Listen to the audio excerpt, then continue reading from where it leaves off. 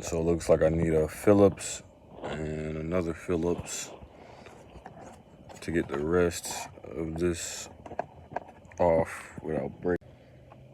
So now we need just to get this off before breaking it. Screw this off.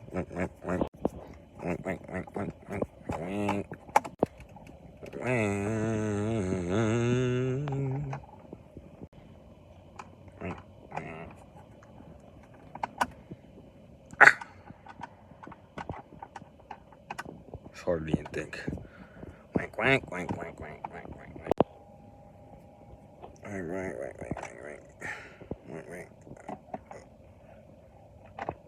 All right, got that off. Bam, and it's just so simply goes right off of there.